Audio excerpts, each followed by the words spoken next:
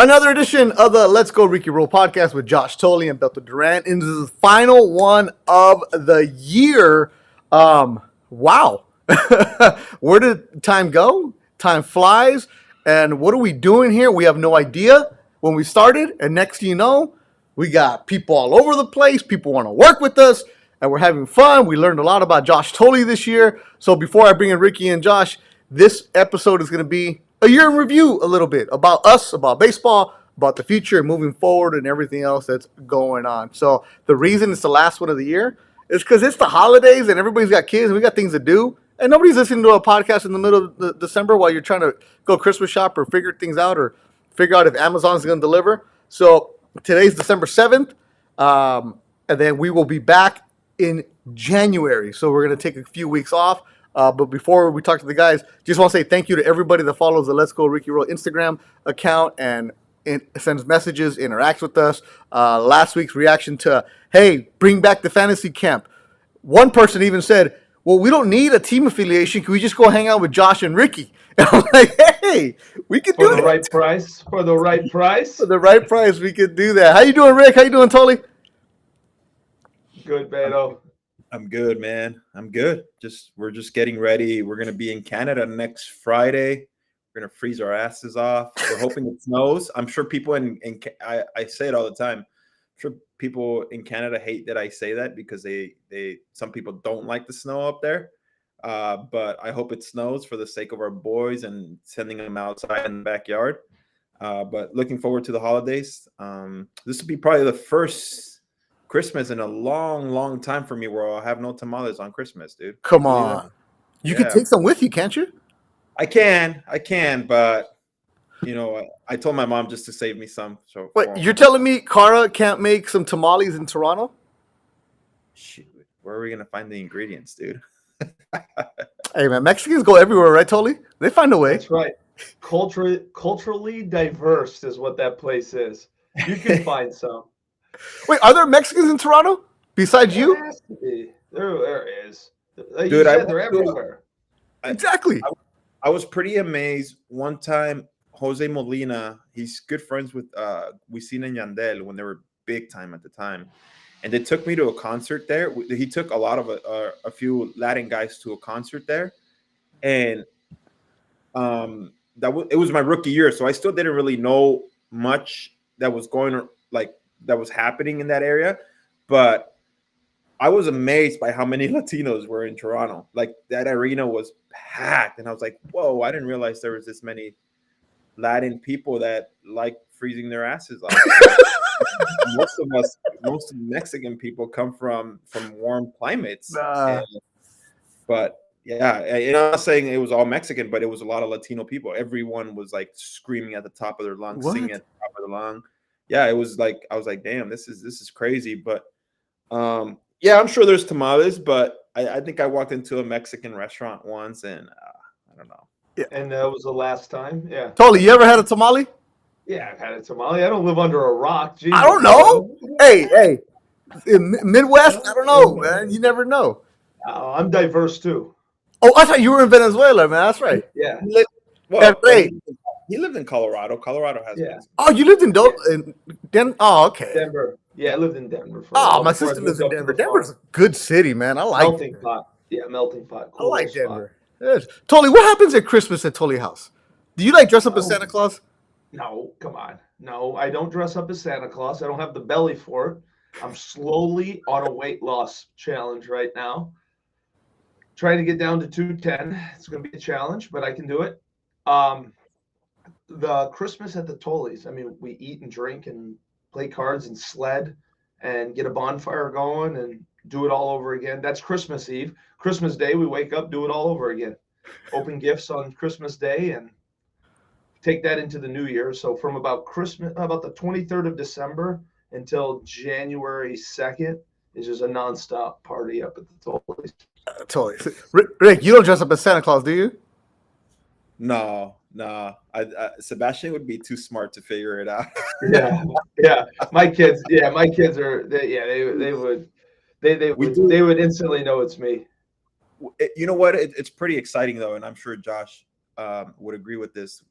the fact our both our kids still believe in Santa Claus. Obviously, Sebastian understands it a little bit more, but the whole like playing, leaving cookies or milk and cookies and carrots the night before, and waking up in the morning and when they see that stuff gone, like how amazed they are by that. It's pretty cool. You know, that part to me is something that just it puts a smile on your face, and just to see that they really think that Santa Claus came by, you know, it's cool. Yeah, it's wait. Santa's not real? hey man. Oh my god. The views You and guys have opinion of ruined Ricky my- Romero are not Oh my ours. goodness. I have ruined my holiday season. No, I too, Ricky, I love the magic behind it. I mean, the freaking reindeer food out in the yard, the whole Yeah. thing. And we do a little advent calendar for the kids. We do And too. they think that Santa comes in to drop it off and is always looking. It's hysterical. And I mean, all three of mine, they love, they still believe it. They love it. They soak it up. I do too, to be honest with you. Like, it's fun watching the energy from them. Just believe in the magic. I still have never done the elf on the shelf though. Don't do that. Don't do that. We don't do that either. Okay. Dude, Yeah. I can't even keep track of my days. How you think I'm gonna remember to move the damn elf every day? Elf on the Shelf is like an Instagram thing, man. It's a social media thing. That's all it like is. It's a bit corny. It's a bit like just everyone kind of. It was cool when you first saw it, but now everyone just tries to like do something from. Like, Imagine that, Rick, in a Mexican house, Elf on the Shelf, and your mom, I mean, no, and somebody else broke into the house. Hell no, we ain't doing this. Give it to the dog, dude. Like toss it to the dog and be like, "Here's." No, no. Yeah, that's And enjoy the little kids, because my kids are older now, so I think Mateo's first 2 Christmases I dressed up as Santa Claus. I did that, like took the pictures. I have a picture that's classic that I can't post anymore because social media will get mad, where I'm Santa Claus and I have a bottle of Jack Daniels and I'm feeding him. That's what you do with the 1-year-old, right? But social media will say, "Oh, bad father." You just write a passage. But yeah, who are they to judge? yeah, the other day I asked my daughter. She's 11, and she's 11, so she's really like 16, and she's sassy. And I'm like, "Oh, we got to get this for your cousins. We're gonna go shop for them." She goes, "Can we just go to Amazon?" And I'm like, "Damn, like you're that old now. Like Yeah. that's who you are." That's Like, amazing. That's amazing that you can do all your holiday shopping off of one website. They have Yeah, everything. it is. Everything. Oh, I actually just bought. Oh, you know what? I forgot to bring it in. I actually just bought a Christmas sweater from the Clinton Lumberjacks. It's their Christmas sweater. It says elotes because they were something. So it's a elotes baseball. So I got that. I'll post it on the Instagram later on. But that'll be going on. So for me, during Christmas, I will be super busy because that's when sports reporters get busy. There's a lot of basketball coming on. I'll be doing a bunch of basketball games, high school games around here locally. Next week, I'll be in San Antonio for a fight. And then I'm actually working the Alamo Bowl for ESPN Radio. Oh, awesome. Oklahoma and Oregon will be there. I'm going to be working behind the scenes, but I'm like, hey, who doesn't want to spend a Wednesday in San Antonio? I mean, come on now. Anthony does. Somali country, baby. Yeah, Tex-Mex, baby. There we go. So that'll be... Oh, yeah, but oh no, go ahead, Beto. No, that was it. That's what's gonna happen for me. So that's another reason why we're not doing the podcast, because Ricky's in Canada, totally sledding in the barn, and then I'm all over the place. A lot of Texas for me. So that's what's going on with us. You know what else we're doing? I think Cara's getting the kids skate lessons because she wants them to learn how to skate. So Well, we're gonna be. They're Canadian. They spending- have to. I know. Yeah. I don't even know how to skate. Do you know how to skate, Josh? Yeah, Yeah. I'm a master skater. Like good? I can skate a little bit. Rick, you've never taken the kids skating in LA No, Live? come on, I'm just kidding. I'm just kidding. I'm Oh, not man. that good. Nah, My man. kids, That- my kids skate. You'll love That- it. that The ain't- kids are- to me that ain't real, dude. Like we took a few years ago there was the Jays have the Winter Fest, and we had a huge snowstorm. Sebastian wanted to go skate, and right there, obviously the skating rinks formed themselves because it's so damn cold, and Cara took him out skating, and it's snowing. She's got some cool pictures where it's like snowing and he's skating. Obviously, he needed help, but it's pretty cool when you actually do it in real weather. Real ice? Rick, a lot of your neighbors' kids are playing hockey, right? Yeah, man. I know. You Here, you might live by the beach, but you're like 5 minutes away from the Kings training facility, and they have look. My little nephew, Law the Fourth, is in Junior Kings. I'm like, tell my sister, like, why is your kid skating, bro? Like, well, you don't. You're what are you doing here, lady? Like, hey, Sebastian finally agreed yesterday. We're pumped on this. We go play baseball at the park, and one of his friends who was on his team last year, his dad coaches basketball, and I was like, hey, Thomas is joining, or he's playing basketball, dude. You should play. And he goes, okay. So we didn't even ask any other questions. We just said, boom, sign him up. He's going. there it is. I want to play basketball so bad, dude. He's also a foot taller than everybody, Rick. Exactly. Hey, Ricky, be careful what you wish for, because before you know it, you're not going to have any weekends. You're not going to have any evenings. Be careful how many sports you want your kid to play. I'm in the mix right now, boys. It is every single night, every weekend, 3-4 soccer games, 2 basketball games on Saturday. Do it again on Sunday. It is bananas. Wait, but it is fun. Totally, your kids play soccer and baseball at the same time? Basketball and baseball practice on Sundays. Yeah. Whoa. Yeah, and then we're cooking horse lessons, the whole 9. It never ends at the Tollies. But skating is easy. We have a pond. We have a pond that freezes, so we skate on the pond. So in the wintertime, in the wintertime, we have a nice dock. We get a little fire going on the dock, bring some food down, make the food over the fire, and skate and play hockey. So here, typical LA. I have to pay like $20 to go to a rink to skate around. You go to your backyard. Well, not only that, Beto, you have to pay, and there's like 100 people skating. Yeah. yeah. Everybody's crashing into each other. Yeah. The ice is chewed up. You can't even really skate. They're doing this at Dodger Stadium. They built a ring in center field, and you can go and have that experience of skating around in center field at Dodger Stadium. So that's how we do winter here, Totally. You go to your backyard. You're damn right. Take the 4-wheeler right down the hill, lace them up, and off we go, baby. Totally. You gotta send us videos of this so we can post on the Instagram.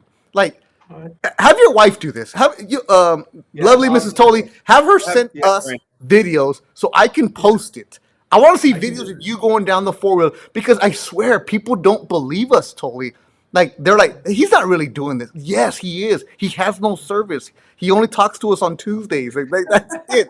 So we need video of Totally. So during the holidays, send us videos, Totally, of you backyard hockey, ponding, whatever you guys call it, or sledding. As you saw what Ricky was doing last week was sledding. He was at the beach sledding. I saw that. That was great. That was awesome. That's how him roughing it. So real quick story, and then we can get into it. So last year we had 44 inches of snow in one dump. You couldn't even sled, right? Because it was powder. You just went into the snow. Oh my God. So I took my tractor and I carved out all the way to the sledding hill, and then I went down the sledding hill. So I almost built a luge almost. I guess that's what they're called. So I pushed all the snow down to the basin of the sledding hill, and I built a ramp. And we had all the friends come over with their kids, and they brought big inner tubes. And watching the kids eject off of this, I mean, we had injury after injury after injury. Let me see if I can get you. I'll ask Catherine. Let me see if I can get you some. Please. Video from last year of the kids doing that, and then we can set it up with hey, maybe more to come this year. You built your own tubing. Yeah. Like we have to drive to Big Bear to do that. 2 hours away to go on an inner tube down. And mind you, we're in shorts. You have to go to Big Bear, and it's all of a million people are there. You know? No, we get a pick who comes to our parties. That's awesome. In those areas up there, it's normal, and it's they don't really it's oh, you guys are happy about this? Yeah, that's good. It's good to visit. Good to visit. No need to live in it. Good to visit. That's good. All right, so that's what's going on here. So we got tubing Tolly, Ricky in Canada freezing, and I'll be in Texas. So we got all kinds of stuff for you guys. So make sure you follow the Instagram. During the holidays, I'll be posting more to interact with you guys, so that you guys know what's going on. Final things before we get going, recap the baseball. Make sure you guys go back and listen to the other episodes. We've had a lot of great guests. I was looking at the guests that we've had this year, and we brought the podcast back.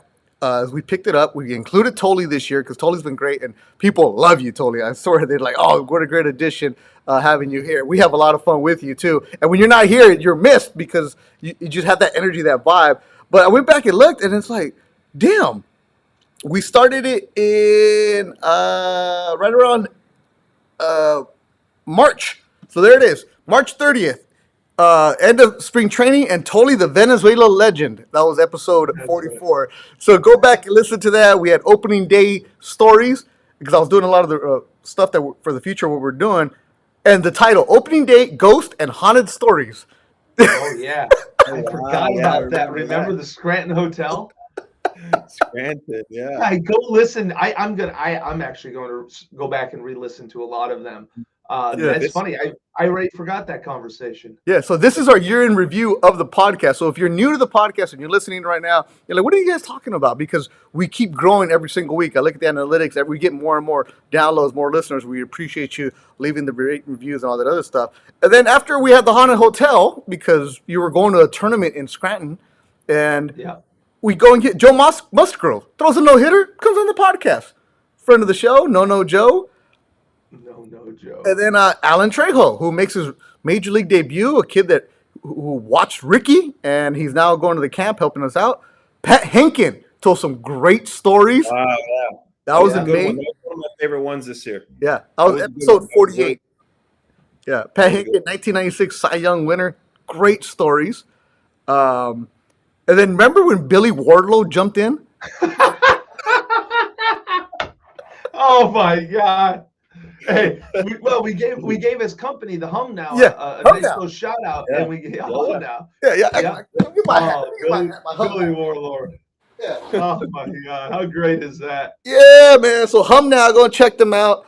Yeah, it was one of those just rare things. We were talking about minor leagues, and then Ricky just sent him the link.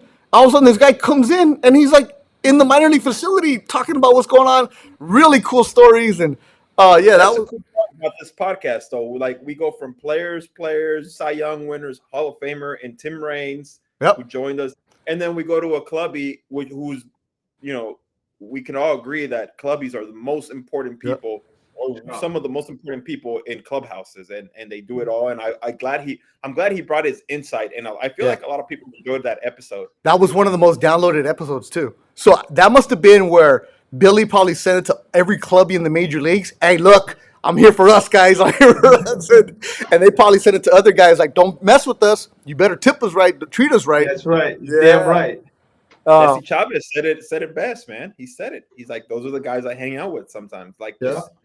And also, that was around May. Ricky was really into trading cards, and he was buying a lot of them.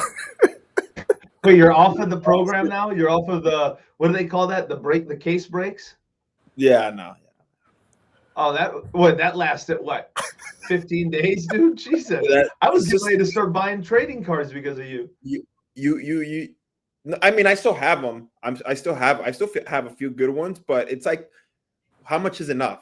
I'll wait for these and see how much they sell for, and if they ever kind of pick up steam. But I got into it for a little bit. I forgot about that. It's because he was getting taxed, bro. He was getting taxed. Thanks, Jess. Yeah. Troy Tulowitzki came on. What a hit! That was probably arguably. Yeah. I mean, I like Pats. I mean, all of the shows. All of them have been good. But Troy too. Yeah, Troy was definitely up there too. Yeah, but I loved when Tulo came on, just guns ablazing at me. That was one of my favorite moments on the podcast. That was episode number 50. So if you're new to the podcast, I'm gonna give you the numbers. That's number 50. Go back and listen to Troy Tulowitzki, who's now coaching at the University of Texas, getting his degree, and he was there. And just like I said, I knew him as a player, and I was like, damn, this guy's a red ass. As a coach, he probably still is, but he had such a good personality without smiling. You could tell he was smiling on the inside. Hey, I mean this. And I know I said it on the podcast. Yeah. And I probably said it the following week and the week before. This guy is one of the hardest guys to pin down to do something that like what we did with him. I mean, it truly is. I mean, and it was so awesome that he came on because nobody I feel like we kind of cornered the market, right? Like we could call Tulo back and he would want to do it again because I think he had a great time doing it. Without a doubt. And you mentioned like him being like hard nosed and everything. That's why for a lot of us and fans of the game, it's hard to see him go out the way he did because he could arguably have been a Hall of Famer. Yeah. When it was all said and done for him. He was on that pace and everyone expected so much out of him. And that's why injuries suck, man. And it sucks. But regardless, he had a tremendous career. Yeah. And then after we started realizing that we don't necessarily need a guest every single week. And if you're looking and you're like, the podcast keeps evolving, you guys keep trying different things. We just we have no plan. We throw it up against the wall, see what sticks. We're like, we don't need a story. Tolly and Ricky tell great stories. I mean, no guests. You tell stories. Knuckleballs and batting practice stories. You two were talking about power shagging, or what do you guys call it? Running around. That's what pitchers call it. Position players have no interest in doing that. Oh, dude, that's how they do their work. Yeah. Position players get pissed. There's nothing worse than a pitcher getting in the way of an outfielder getting worked. Yeah. And in the show notes I have right here, Tolly learned not to make fun of the 1986 Red Sox. Yep, Bob Stanley. Steamer. Yeah. That's great. 53 was Marco Estrada, former National Brewers Blue Jays pitcher. Real good dude. We're telling some good stories. Yeah, good one. Episode 54 was Clubhouse Fights, and we got an intern. Remember, Graham showed up. Wait, where's Graham? I forgot about Graham. Graham is back. He's dominating at the University of Oregon. He's doing Oregon Ducks TV and writing, covering the basketball team. He listens, but he's been super busy. He has class on Tuesday, so I'm like, oh, my bad. I'm sorry you're dominating over there. Great kid. Checks in with me all the time, so he'll be back. He actually wants to, right away, as soon as he landed yesterday from Oregon, sends me a text. Beto, I'm here for the winter. What do you need help with? I'm like, so he's going to help me do some of the high school games. He's got the moxie about him. So Graham came in blazing right away, like, oh, okay. That's awesome. His fucking Ducks choke, though, man. Oh. Well, Ducks don't have to worry. They don't have a coach anymore. That's what reporters love, baby. That's right. He left, right? Cristobal going to Miami, yeah. It's crazy how they have that first round kid, too, that he's like, I'm out on the ball. Kayvon Thibodeau, yeah. Then we had Alex Sanabia. Totally wasn't here, but he was talking about baseball, grinding, everything else.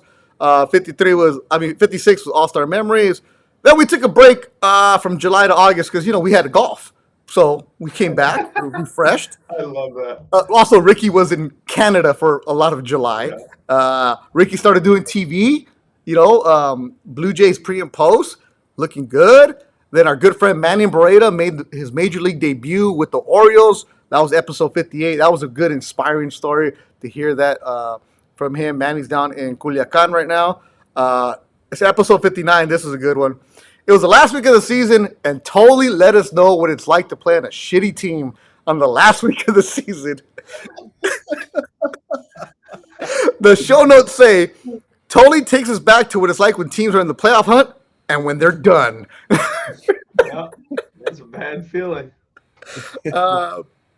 Episode 60 was a good one. We were in October, playoff almost around the corner. Arash Madani made his debut on the podcast, good friend. And is that Josh showed up in my ghillie suit? Yeah, the ghillie suit. You were in a ghillie suit and you didn't kill anything, right? Under a tree. Killed nothing. No. $500 freaking tank sandwich is what that was. You spend $500 and you don't even get the deer. It's terrible. Episode 62, Logan Webb, Giants pitcher, real good guy. Another popular episode where Dodger fans were sending messages. I want to hate him, but damn, he's really nice. Yeah, that was a good one. That was good. I didn't know, for not knowing a lot of these guys. It's awesome how the conversation just keeps going. John Buck was episode 64. If you have a young catcher, listen to John Buck in Utah. Good dude. Figure that out. Episode 65, Jesse Chavez. And World Series champ. So we've had some hell of a guest this year. Kudos to us, man. I'm gonna pat myself on the back for that one. That was a good year right there. That's a good year. Good job, guys. Yeah, that was a good year. And I was gonna say, and obviously, adding Tolly was Oh. money for us. It it just brings a different dynamic. Yeah. I just like, for me, it's cool. And I said this from the beginning. I like hearing stories, not only from the catching side, but he was on the offensive side too. Yeah. And when you bring in that and myself who pitched, it's just, I think the combination was meant for it to work the way it did.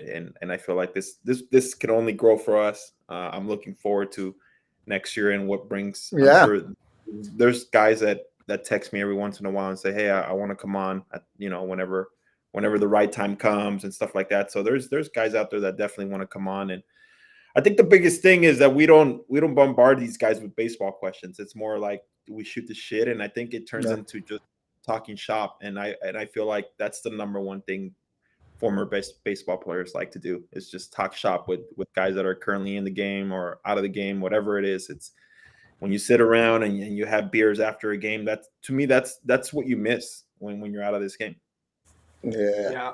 Well, I say this, guys. First off, and I mean this in all sincerity, it has been awesome to get into this. I love being behind the mic. I love doing these shows. So thank you for including me. This is just, it's been awesome.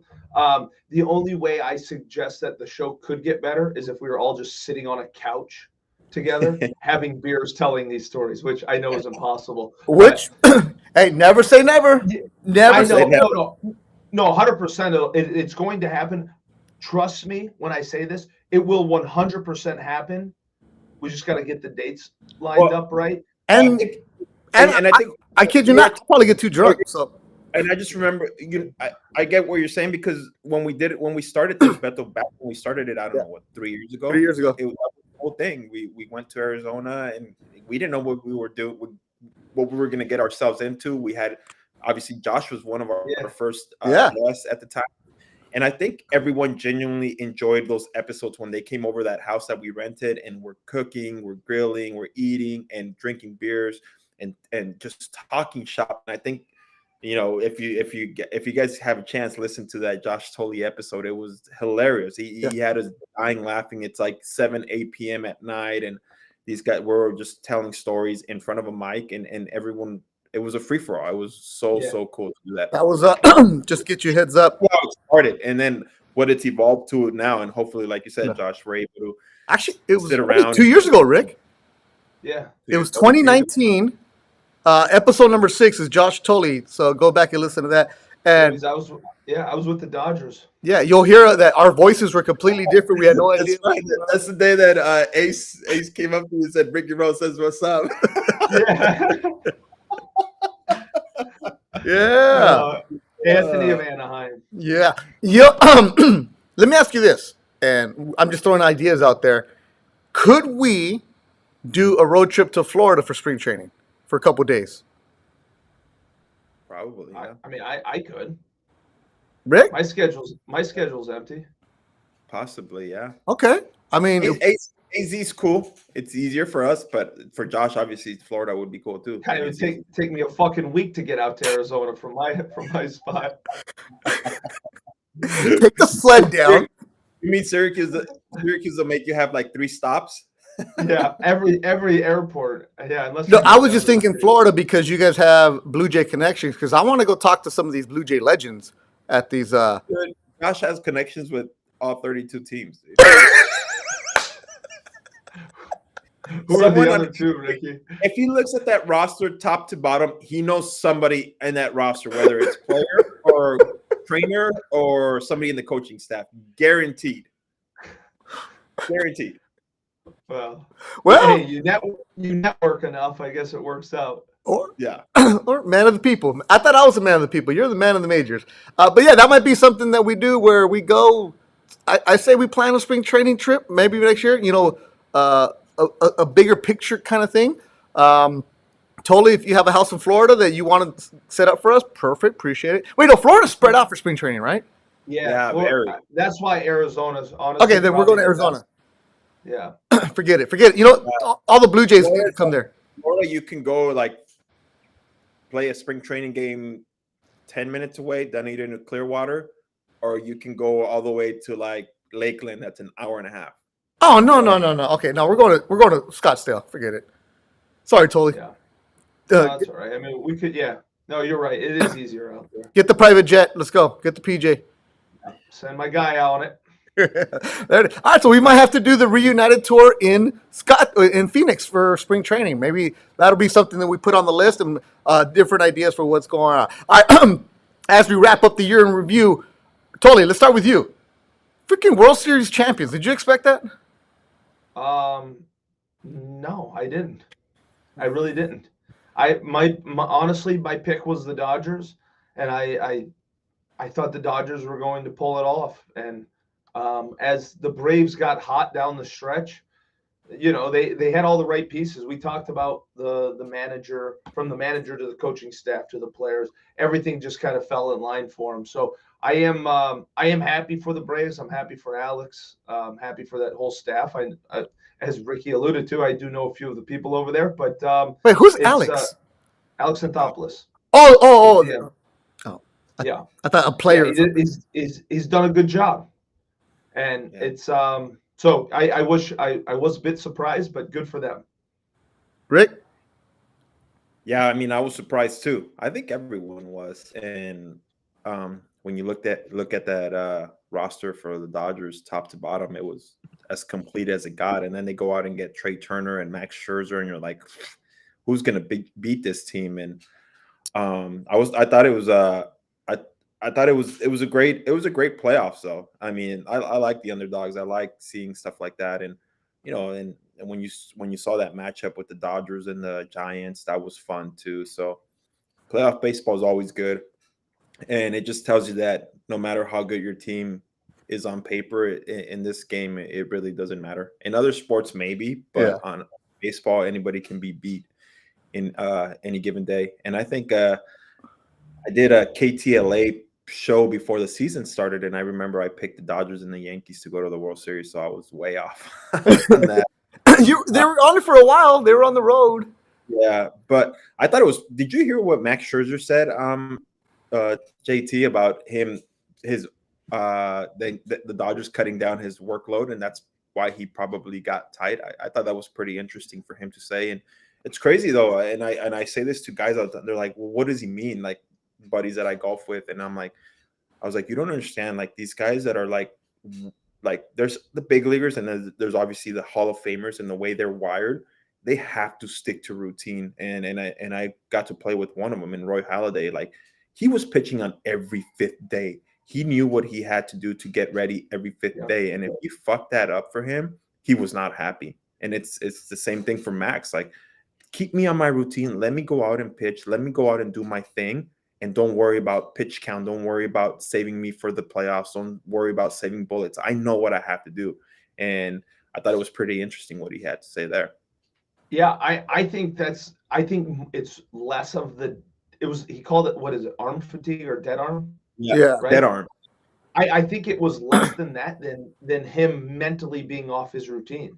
Mhm. Because I mean, Rick, you can speak to this. I mean, we've played with 1,000 pitchers who there's guys on off days that'll go in just to play catch because they have to. Mm-hmm. And I mean, all the position players bust on them a little bit, but it is true. When the moment you throw a little curveball, once they can kind of handle it, but multiple times, it adds up and it starts messing with you. So the conversation the article didn't surprise me one bit, but maybe somebody will learn from that. I don't know, or they won't. Yeah. Who knows? I mean, it's true. It's true. Like I said, I played with Doc Halladay, and if his start,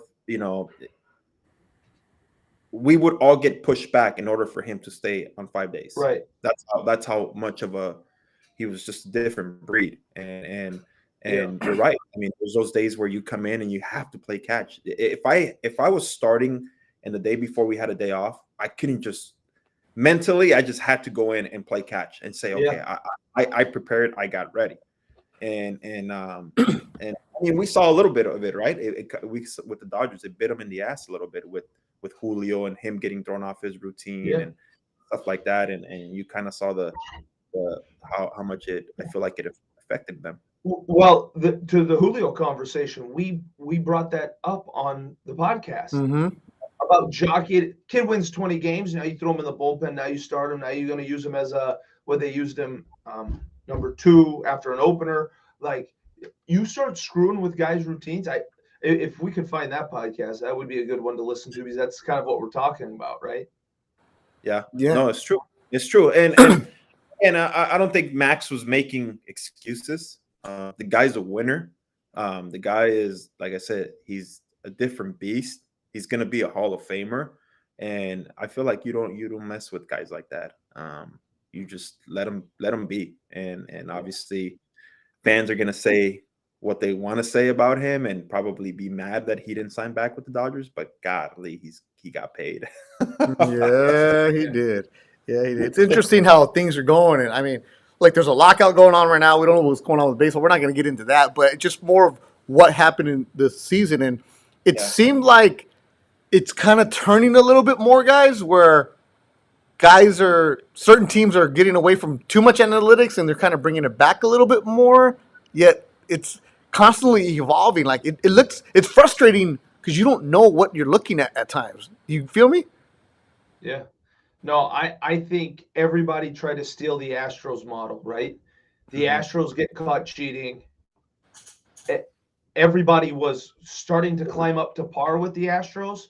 Once all that scandal stuff came out, people started pulling back a little bit. And I think that was the pivotal moment where it was like slowly backpedaling, I guess, because it's never going to be completely gone and be back to the complete old school way. But I think what it allows it allowed them to see is like, no, we need true baseball people to be able to manage those things. And I mean, not that Houston didn't, because some of the guys that got in trouble were real baseball people, and I'm friendly with a couple of them. And it's just, I think when those guys start getting in the way, the analytical guys, I think that's what happened in my opinion. And now we're going to see a little bit of a downturn, and the game always pendulums, no matter how you cut the cloth. The game just constantly swings back and forth. So we'll see if it continues down this road. It's Yeah, yeah, I'm curious to see what the future holds for it too.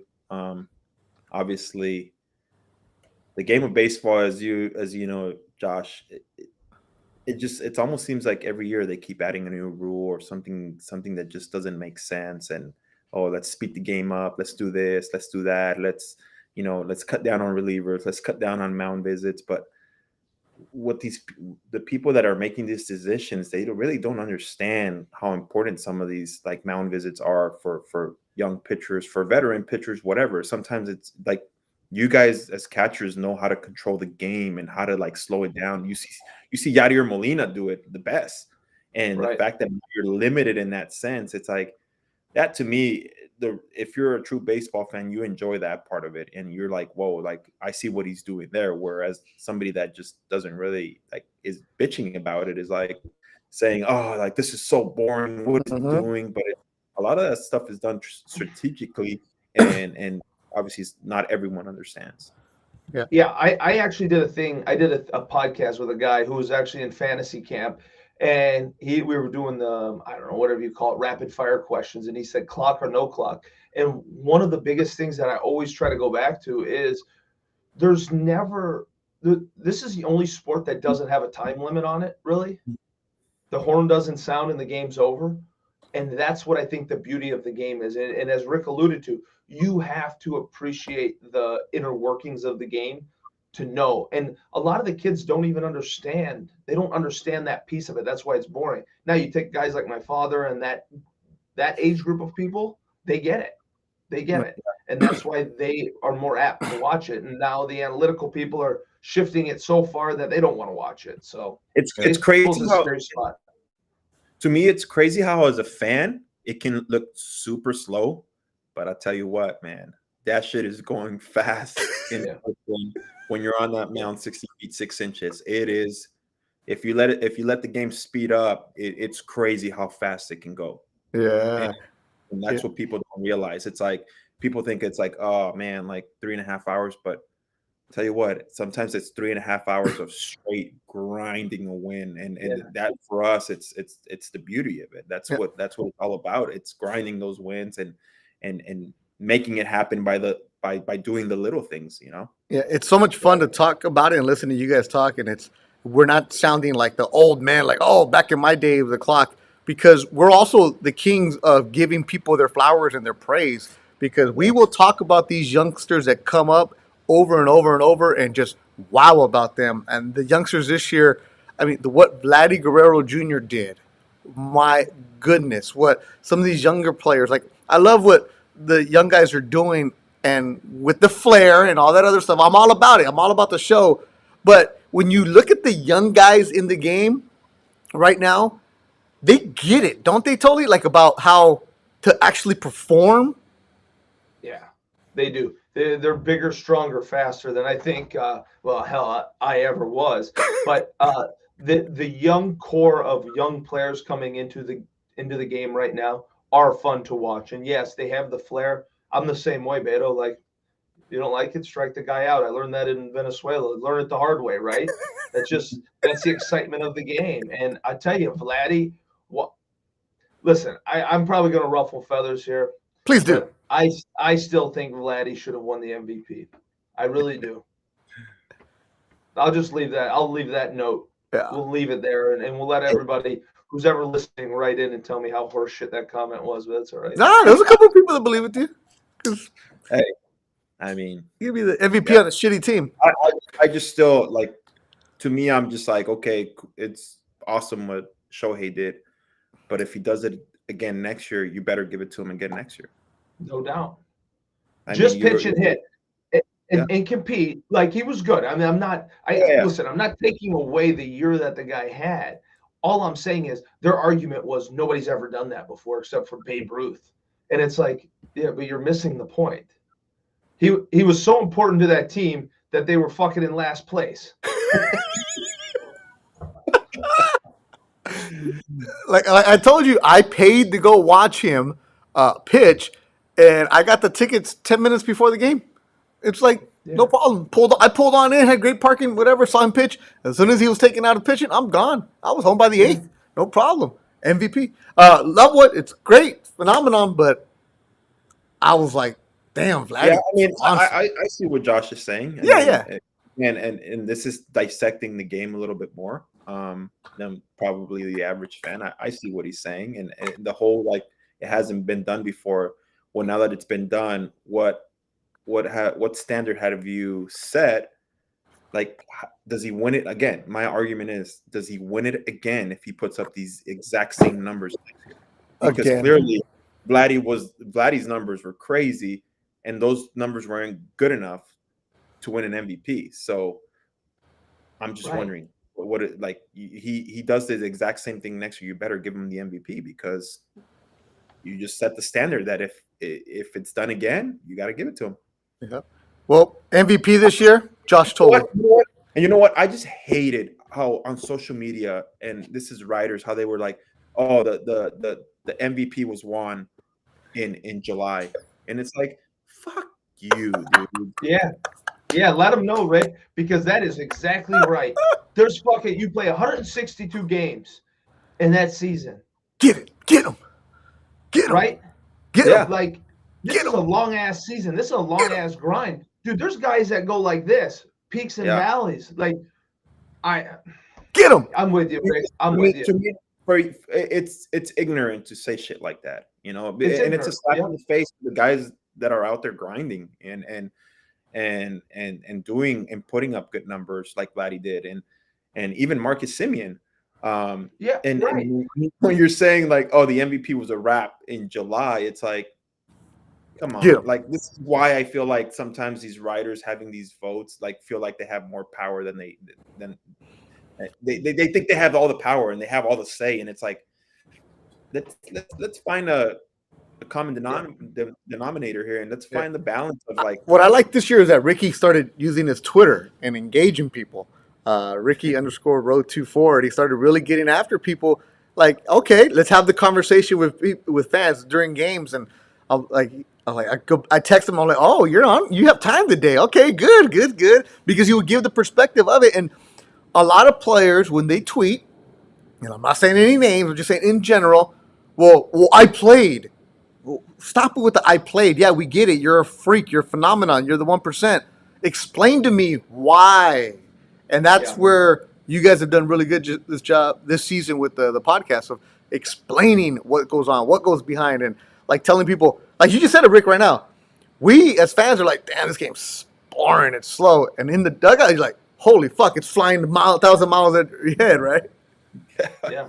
I never thought about that way. I never thought about that way. Yeah, I mean, they zoom in on a pitcher's face after like 4 or 5 straight balls, and it's like we say it all the time. We're like, dude, those wheels are spinning right now. I can just imagine what his brain is going through, and it's crazy. It's like I said, there's the beauty of it is there's no shot clock, there's no like end game, like it's just you go out and you play. And I know you enjoyed the extra inning stuff, Beto, and I had my argument for it. Yeah, but whatever. No, okay. To my point, extra innings in the playoffs, get rid of it. Go back to traditional, real baseball. That's it. In July, when you're playing Kansas City and it's a getaway day, fuck it. Put the guy on second and third. Let's get the hell out of here. Fuck this. Fucking call it a tie-in. Let's go. I have no problem with it. Because, man, I've worked so many damn Angel games where it was extra innings on a Wednesday afternoon getaway, and it's like, fuck. Next thing you know, it's 7 o'clock. Well, we had who was the writer we had where he's like, yeah, I've had a lot of stories where in the 9th inning. Oh, Pedro Mora. Yeah. He's like, I've had everything written out. These guys have everything written out, and then the league comes to it's like I have to erase everything and restart all over. Yeah, that's what it is. So yeah, That's but in the playoffs though, regular traditional. I don't want. Anyway, another story, another day. But in July, fuck it, put that runner on third. I don't care. Fuck this. Get out of here. Totally got to go to sleep, bro. No, I don't sleep. Yeah. All right, Totally. What are you getting for Christmas? A tractor? Listen to this. So, fuck. So the FedEx guy backs into my driveway the other day, and he scans a package, gives it to me, and he said, "Hey, I got one more on here for you." Now there was this massive ice maker, like that made a little nugget ice cubes, and I, as a joke, I said, "Well, if you can't find it, I'll just take the ice maker." He goes, "Oh shit, that's yours." That was my Christmas gift. My what? Yeah. I wasn't supposed to see it. So I brought it in. I said, "Hey, what is this?" "Oh my God, that's your Christmas gift." How great is that? You are in your 30s that you're getting an ice maker for Christmas. Yeah. Well, right now, hey guys, right now I use the ice tray still. We don't have one that you put under your thing. Domesticated Totally. Yeah. You're a long way from the. I don't even know what to get, man. Cara's always like, "What do I get you? What do I get you?" I seriously don't know. More golf lessons. Yeah, but I want to think outside the box, but I just never can. I never can. Well, I'm like, what? Cara can get you a week in Arizona to do a podcast with golf. With golf. Yeah. There it is. Too bad golf in Arizona and spring training like triples in price. Not if you know somebody. Oh, there it is. And that's how we wrap up the 2021 Let's Go Ricky Roll with Josh Totally podcast. Thanks to everybody who's listened and supported all season long, all year long. Like I said, big announcements coming in January. Some stuff that's going to really make the podcast better and more interactive with you, the listener, the fan, and everybody who's watching us from the UK to there's a guy in Chile who listened a couple of times. I think he was just there on business, but he sent a message. I do know we have one of our listeners, his parents live in Nicaragua. So we have people down in Venezuela because of King Tolly. So they're all over the place. And, of course, our fans in Toronto here in East LA. So continue to grow. And Tolly, we did make the announcement. I actually said it on TV. The inaugural Ricky Romero East LA All-Star Baseball game for high school kids, June 3rd and 4th weekend. So Tolly is going to be coming out. We don't know how, but we're going to get him out here. And if we can have Tolly coaching third base for a bunch of Mexican kids, that'd be fantastic right there. Yeah, and I'll be speaking Spanish and everything. Well, I'll be dialed in. June 3rd and 4th, I'll be there. Book it. All right. Merry Christmas. Happy holidays to whatever you may celebrate. Ricky, totally appreciate you guys so much. This is a lot of fun. We'll continue to do it. And like I said, we'll be back the first week of January. Until then, go back and listen to past episodes, especially episode 6, the first time we ever met Josh Tolley, or the first time I met him, when he was asking Ace to get us carne asada during the podcast. All right, fellas. We'll talk to you soon. Fun. Have a good holiday. Good job, guys. Holidays to Same to you everyone. guys. See ya.